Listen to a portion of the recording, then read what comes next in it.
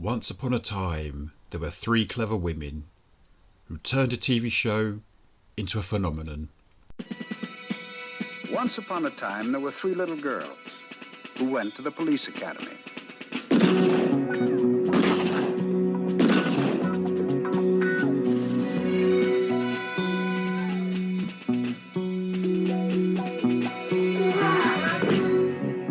And they were assigned very hazardous duties.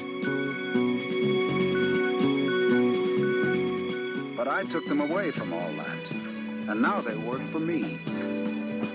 My name is Charlie.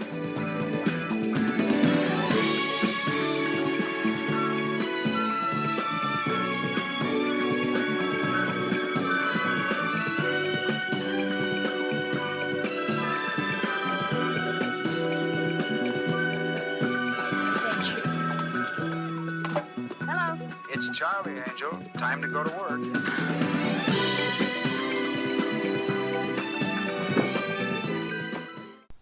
I'm Stephen Archibald, and welcome to my TV podcast.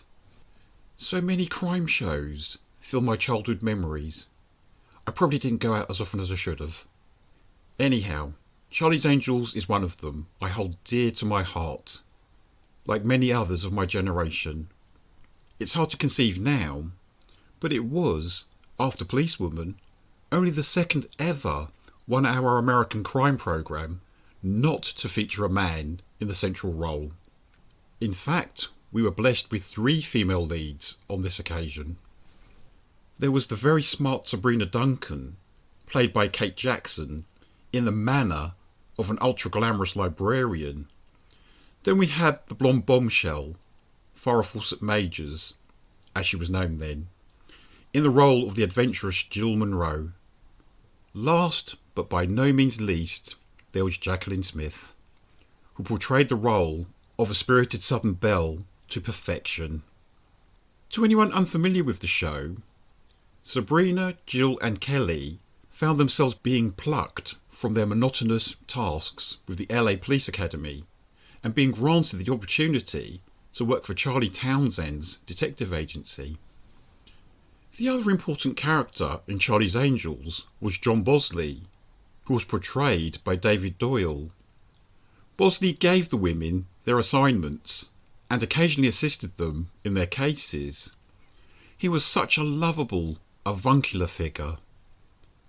The programme's main gimmick was to provide the Angels with a boss they never got to meet.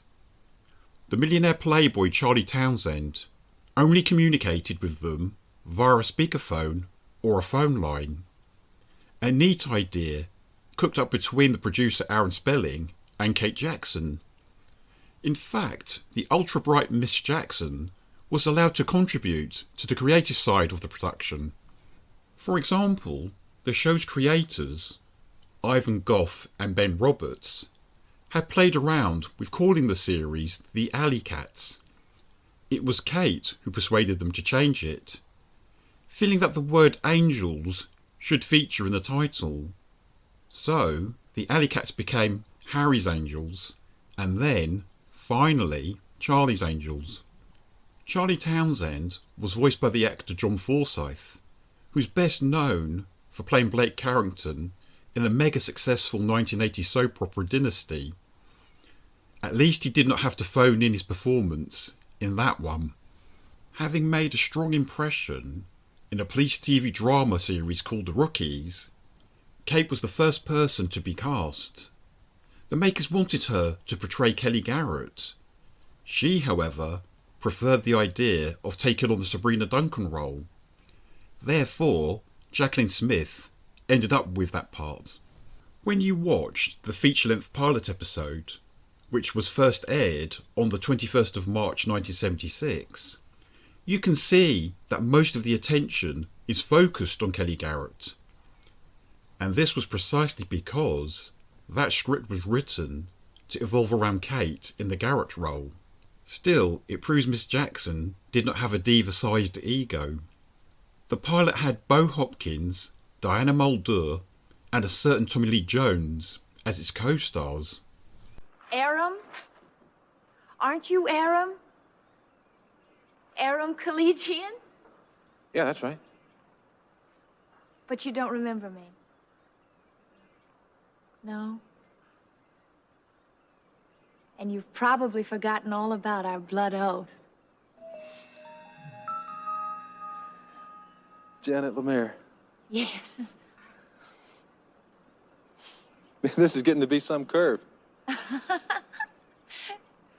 You know, you really haven't changed a bit. You have. Have I?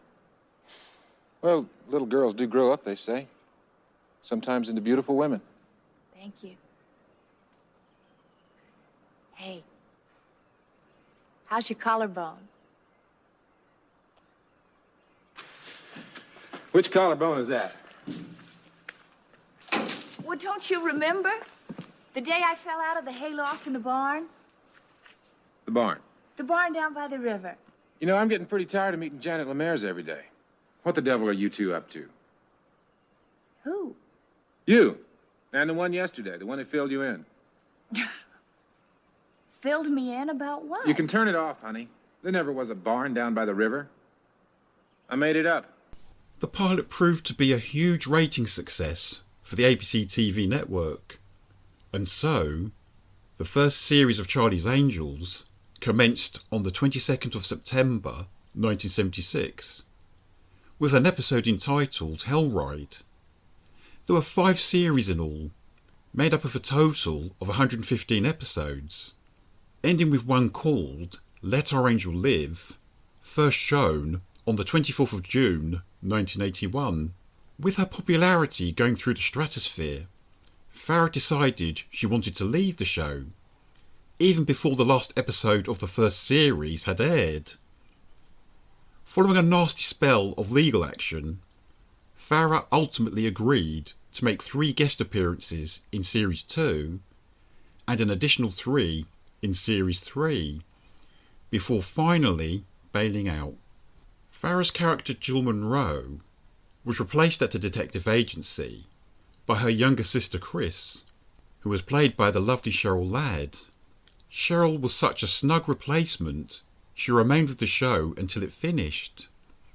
Not so for Kate Jackson, who left after Series 3 due to emerging creative differences, and no doubt due to the fact that she was angry that contractual obligations prevented her from starring in Robert Benton's Kramer vs. Kramer, the coveted role that Meryl Streep filled, and the one in which she received her first Oscar for Best Supporting Actress at this point.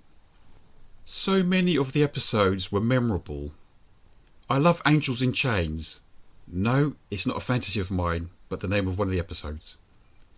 With its women in prison plot, plus the fact that it has Kim Basinger and the cult movie icon Mary Warrenoff as its co-stars.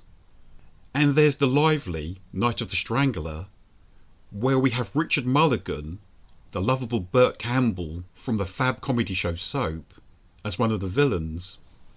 And let's not forget Angels at Sea, where our detectives suddenly become bomb disposal experts. Another great episode is entitled Angels on the Street, from the 4th series, which has a plot twist that's most impressive. What's also impressive, when you watch it now, is just how many established and pre-fame stars appeared on the show. Tom Selleck, Dean Martin, Sammy Davis Jr., Jamie Lee Curtis, Christopher Lee, and Timothy Dalton, to name but a few. Oh, and Dirk Benedict, famous for starring in Battlestar Galactica and the A-Team, appeared in a couple of episodes as different characters. The elegant Shelley Hack replaced Kate Jackson in the 4th series, playing the part of Tiffany Wells. Unfortunately, this did not appear to work out for Shelley, and she was replaced by the striking Tanya Roberts for the 5th and final series. Tanya played the streetwise Julie Rogers. On a sombre note, it's sad to think that 3 of the show's stars have now passed on. Farrah Fawcett, died of anal cancer on the 25th of June 2009 at the age of 62. And Tanya Roberts, after suffering from complications resulting in multi-organ failure, died on the 4th of January 2021. She was 71. David Doyle, who was the only actor, apart from Jacqueline Smith, to appear in every episode of Charlie's Angels, died of a heart attack at the age of 67 on the 26th of February 1997. I thank them all for providing hours of entertaining television in my youth and beyond. Dismissed by some critics at the time as Jiggle TV, Charlie's Angels was much more than that. The women at its centre were smart, resourceful, and rarely, if ever, relied on men. Anyone who's a big fan of Charlie's Angels will have their favourite angel.